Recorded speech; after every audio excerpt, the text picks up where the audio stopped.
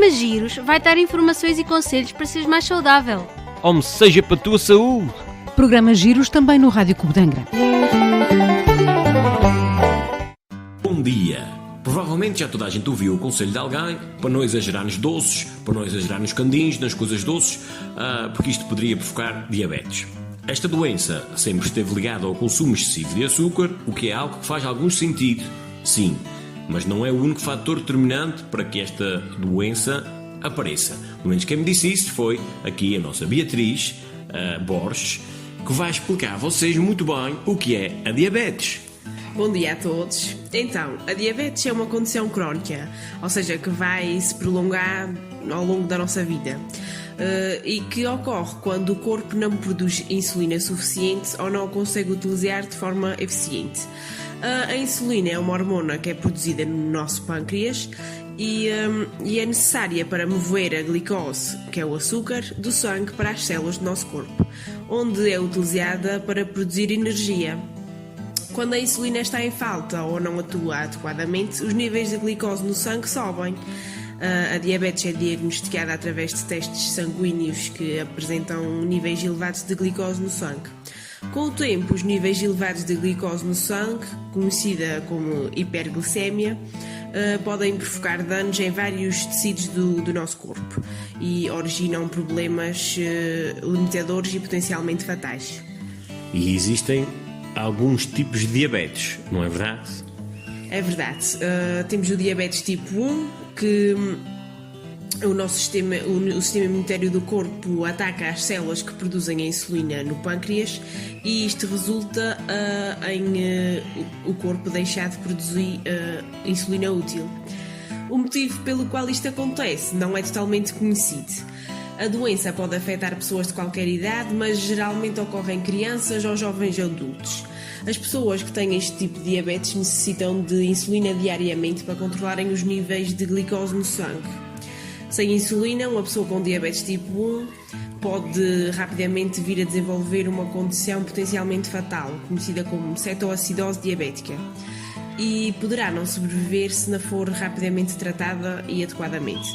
No entanto, com o tratamento diário com insulina e a monitorização regular da glicose no sangue e uma alimentação e estilo de vida equilibrados, as pessoas que têm este tipo de diabetes podem ter uma vida normal e saudável. E também existe o diabetes, ou a diabetes tipo 2. Sim, este é o mais conhecido.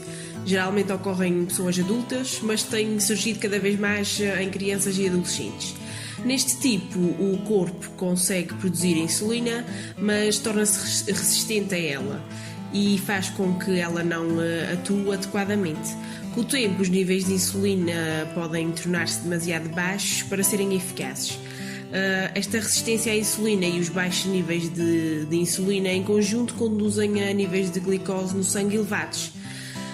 Ao contrário das pessoas com diabetes tipo 1, as pessoas que têm diabetes tipo 2 podem não precisar necessariamente de um tratamento diário com insulina para sobreviverem.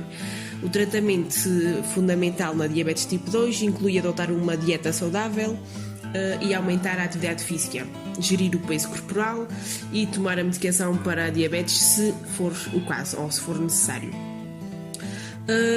Também estão disponíveis diversos comprimidos ou cápsulas, bem como as terapias injetáveis com insulina, para ajudar a controlar os níveis da glicose no sangue em pessoas com diabetes tipo 2.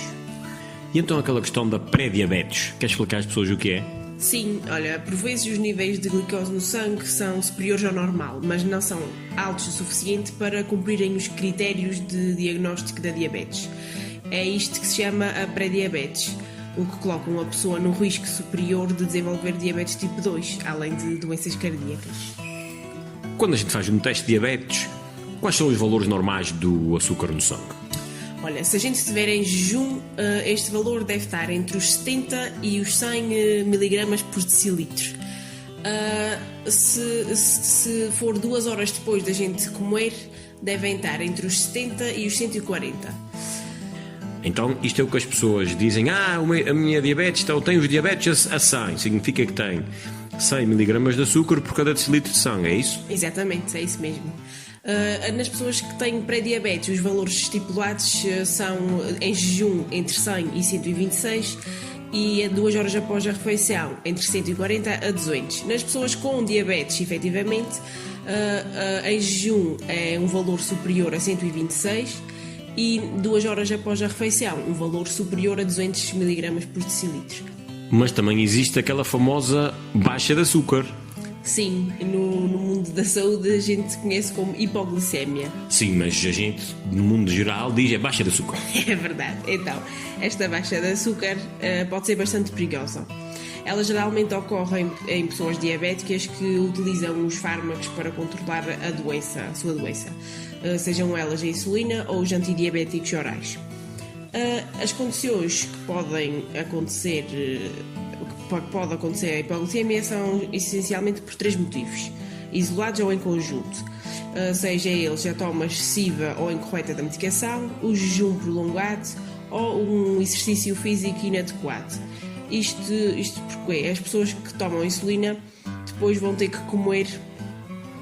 restaurar os níveis de açúcar para que não entrem em hipoglicemia. Basta não comerem o suficiente ou fazerem uma toma excessiva ou incorreta que vai logo mexer nestes níveis. E vem daí a famosa baixa de açúcar. Exatamente.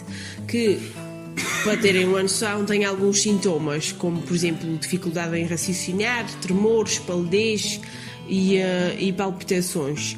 Em casos mais extremos, pode causar também formigueiros nos lábios e na língua, convulsões, perda de consciência ou mesmo a coma.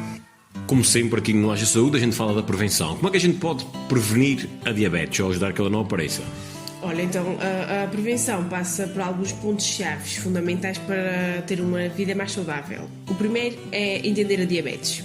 O segundo é adotar uma vida saudável, uma alimentação equilibrada, praticar exercício físico regularmente e monitorizar periodicamente os níveis de glicemia no sangue.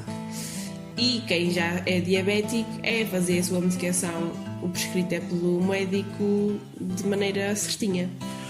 Muito bem, Beatriz, muito obrigado pelos teus esclarecimentos. Fica também só aqui a nota que no próximo domingo, dia 14 de novembro, celebra-se o Dia Mundial da Diabetes. Portanto, já sabem, alimentação um bocadinho mais saudável, levantar o rabinho da cadeira e fazer umas caminhadas de vez em quando, também ajuda. Obrigado e bom dia. Bom dia, até para a semana. Olha, o programa Giros vai dar informações e conselhos para seres mais saudável. Homem, seja para a tua saúde. Programa Giros também no Rádio Clube de Angra.